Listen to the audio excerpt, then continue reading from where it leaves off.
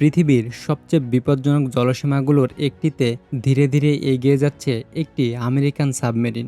এটি কোনো যুদ্ধ করতে আসেনি, কোনো মিসাইলও ছুড়বে না। কিন্তু তবুও এই মিশন ব্যর্থ হলে শুরু হতে পারে তৃতীয় বিশ্বযুদ্ধ। সাবমেরিনটির অধিকাংশ নাবিকই জানে না তারা এখানে কেন এসেছে। শুধুমাত্র কয়েকজন জানে।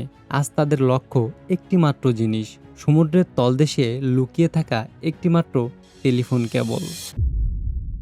একটি কেবল যার ভিতর দিয়ে প্রতিদিন প্রবাহিত হচ্ছে সোভিয়েত ইউনিয়নের সবচেয়ে গোপন সামরিক তথ্য, আর আমেরিকার পরিকল্পনা সেই তথ্যগুলো চুরি করা। মার্কিন যুক্তরাষ্ট্র এবং সোভিয়েত ইউনিয়নের মধ্যে ঠান্ডা যুদ্ধ তখন চরম পর্যায়ে। দুই পরাশক্তি একে অপরকে সরাসরি আক্রমণ না করলেও প্রতিনিয়ত চলছে গোয়েন্দা যুদ্ধ।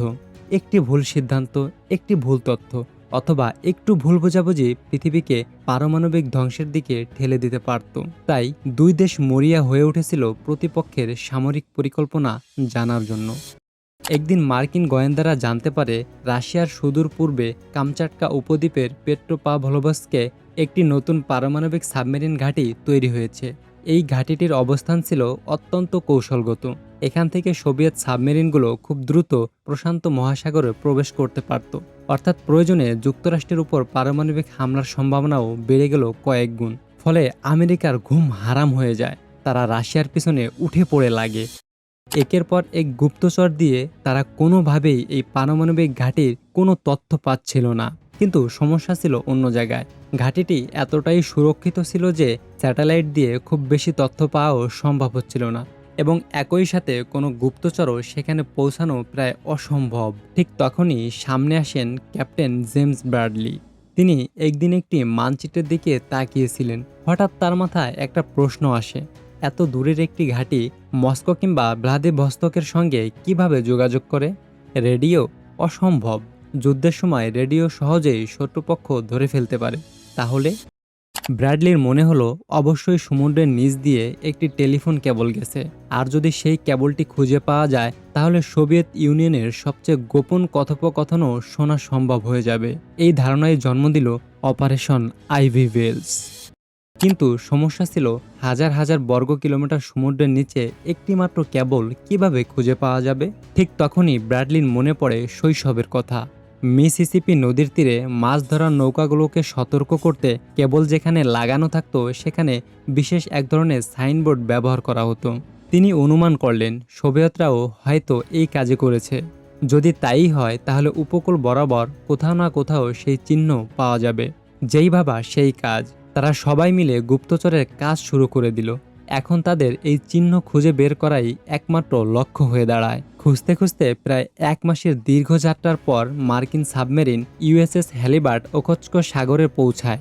সাগরটি ছিল সোভিয়েতদের জন্য কার্যত একটি ব্যক্তিগত সামরিক এলাকা, অন্যদিকে আমেরিকানদের জন্য মরণ ফাঁদ।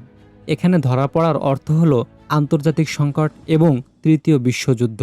কিন্তু তবুও রিস্ক নিয়ে প্রতিদিন সাবমেরিনটি ধীরে ধীরে উপকূল বরাবর এগোতে থাকে।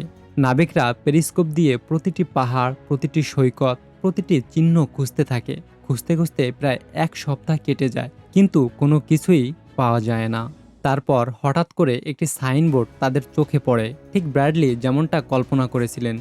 এবার তারা ভালো করেই বুঝতে পারে এখানেই সমুদ্রের তলদেশে লুকিয়ে আছে তাদের একমাত্র টার্গেট। তাই তারা খুবই সাবধানতার সাথে একটি ডুবুরি দল সমুদ্রের নিচে পাঠিয়ে দেয়। খুঁজে পায় তারা সেই সাবমেরিন কেবল। এই কেবল থেকে তথ্য রেকর্ড করাই এখন তাদের একমাত্র টার্গেট। ফলে তারা এমন একটি ডিভাইস তৈরি করে যা কেবল কাটবে না, বরং কেবলকে জড়িয়ে ধরবে। এরপর বৈদ্যুতিক চৌম্বকীয় আবেশ ব্যবহার করে কেবলের ভিতর দিয়ে যাওয়া প্রতিটি সংকেত রেকর্ড করবে। তবে তাদের প্ল্যান এখানেই শেষ নয়। প্রয়োজন রাশিয়ার চোখ ফাঁকি দেয়া। তাই তারা যন্ত্রটিকে এমনভাবে তৈরি করে যে যদি কখনো সোভিয়েতরা কেবলটি তুলতে আসে, যন্ত্রটি তখন নিজে থেকেই বিচ্ছিন্ন হয়ে সমুদ্রের তলদেশে হারিয়ে যাবে। তারা খুবই সাবধানতার সাথে সফলভাবে রাশিয়ান কেবলে এই যন্ত্রটি ইনস্টল করে চলে যায়। এই যন্ত্রটি প্রতিটি সংকেত রেকর্ড করে সরাসরি যুক্তরাষ্ট্রে পাঠায়। সেখানে এনএসএ এর রুশ ভাষা বিশেষজ্ঞরা রেকর্ড শুনতে শুরু করেন। কিন্তু এরপর যা পাওয়া গেল তা ছিল অবিশ্বাস্য। উচ্চপদস্থ সোভিয়েত কর্মকর্তাদের হাজার হাজার কথোপকথন। তারা আলোচনা করছে কতগুলো পারমাণবিক অস্ত্র প্রস্তুত আছে, কোন সাবমেরিন কোথায় যাচ্ছে, কোন অস্ত্র কতদূর পর্যন্ত আঘাত হানতে পারবে, এমনকি যুদ্ধের প্রস্তুতির অবস্থাও। এই একটিমাত্র যন্ত্র আমেরিকাকে সোভিয়েত সামরিক পরিকল্পনার ভিতরে প্রবেশ করার সুযোগ দেয়। মাসের পর মাস, বছরের পর বছর ইউএসএস হ্যালিবার্ট গোপনে ফিরে আসতো, পুরনো টেপ সংগ্রহ করত এবং নতুন ব্যাটারি বসাতো, আবার চলে যেত। কেউ কিচ্ছু টের পেত না। প্রায় 1 দশক ধরে এই একটিমাত্র ওয়ার ট্যাপ আমেরিকাকে এমন তথ্য দেয় যা হয়তো হাজার হাজার গুপ্তচরেও এনে দিতে পারত না। প্রায় 10 বছর ধরে আমেরিকা সোভিয়েত ইউনিয়নের সবচেয়ে গোপন সামরিক কথোপকথন শুনছিল। ওখোৎস্ক সাগরের তলদেশে বসানো একটি ছোট্ট যন্ত্র যা প্রতিদিন প্রায় হাজার হাজার গোপন তথ্য পাঠাচ্ছিল ওয়াশিংটনে। অথচ সোভিয়েতরা কিছুই বুঝতে পারেনি, কোনো অ্যালার্ম বাজেনি, কোনো সন্দেহ তৈরি হয়নি। মনে হচ্ছিল এটাই ইতিহাসের সবচেয়ে সফল গুপ্তচর অভিযান। কিন্তু প্রতিটি গোপন অপারেশনের সবচেয়ে দুর্বল জায়গা প্রযুক্তি নয়, মানুষ। ঠিক এবারও তাই। সবকিছু ভেঙে পড়তে যাচ্ছিল একজন মানুষের জন্য। তার নাম রোনাল্ড উইলিয়াম পেল্টন। পেল্টন কোনো সুপার স্পাই ছিলেন না জেমস ব্র্যাডলির মতো কোনো সাহসী এজেন্ট। এমনকি তার হাতে বন্দুকও খুব বেশি একটা দেখা যেত না। তিনি কাজ করতেন যুক্তরাষ্ট্রের ন্যাশনাল সিকিউরিটি এজেন্সি অর্থাৎ এনএসএতে। তার কাজ ছিল রুশ ভাষায় রেকর্ড হওয়া কথোপকথন বিশ্লেষণ করা। দিনের পর দিন, ঘন্টার পর ঘন্টা তিনি শুনতেন সোভিয়েত সামরিক কর্মকর্তাদের গোপন আলোচনা। এবং খুব অল্প কয়েকজন মানুষের মতোই তিনি জানতেন সমুদ্রের তলদেশে লুকিয়ে থাকা সেই ওয়্যার ট্যাপের অস্তিত্ব। এটি ছিল এমন একটি গোপন তথ্য যা জানতেন মাত্র হাতে গোনা কয়েকজন। বাইরে থেকে পেল্টনের জীবন ছিল খুবই স্বাভাবিক, কিন্তু ভিতরে ভিতরে সবকিছু ধীরে ধীরে ভেঙে পড়ছিল। বিবাহিত জীবনে অশান্তি, অন্যদিকে ঋণের বোঝা বাড়ছিল। একের পর এক ব্যাংকের নোটিশ আসছিল, ক্রেডিট কার্ডের ঋণ, গাড়ির কিস্তি, বাড়ির খরচ সব মিলিয়ে তিনি প্রায় দেউলিয়া হয়ে পড়েন। অবশেষে 1979 সালে তিনি এনএসএর চাকরি ছেড়ে দেন। কিন্তু চাকরি ছাড়লেও তার মাথায় রয়ে যায় এমন সব গোপন তথ্য যার মূল্য কোটি কোটি ডলার। সাল 1980, সোভিয়েত ইউনিয়নের সামরিক কার্যালয়ে একটি ফোন কল ভেসে আসে। ওপাশ থেকে একজনের ভারী কণ্ঠ ভেসে আসে। পেল্টন শান্ত গলায় বলেন, আমার কাছে এমন কিছু তথ্য আছে যা আপনাদের আগ্রহের কারণ হতে পারে। এটাই ছিল সেই মুহূর্ত যখন একজন সাবেক এনএসএ কর্মচারী নিজের দেশকে বিক্রি করার সিদ্ধান্ত নেয়। কিন্তু সোভিয়েত ইউনিয়নের গোয়েন্দা সংস্থা কেজিবি প্রতিদিনই এমন অসংখ্য কল পেত। কেউ তথ্য বিক্রি করতে চাইতো, কেউ টাকা চাইতো, আবার কেউ প্রতারণা করত। তাই শুরুতে পেল্টনের কথাও তারা তেমন একটা গুরুত্ব দেয়নি। কিন্তু তবুও একটি সাক্ষাতের ব্যবস্থা করেন, কারণ যদি লোকটি সত্যি এনএসএতে কাজ করে থাকে তাহলে বিষয়টি মূল্যবানও হতে পারে। পেল্টনের সঙ্গে দেখা করেন কেজিবির একজন কর্মকর্তা।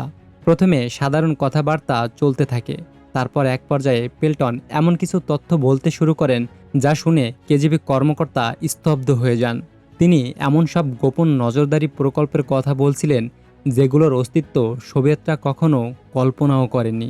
কিন্তু সবচেয়ে বড় বিস্ময় তখনও বাকি ছিল। পেল্টন ধীরে ধীরে এমন একটি অপারেশনের কথা বলতে শুরু করেন, একটি সাবমেরিন, একটি সমুদ্র, একটি টেলিফোন কেবল আর একটি ওয়্যার ট্যাপ, যা বছরের পর বছর ধরে সোভিয়েত সামরিক যোগাযোগ রেকর্ড করছে। কেজিবি কর্মকর্তা প্রথমে বিশ্বাসই করতে পারেননি, এটাও কি সম্ভব?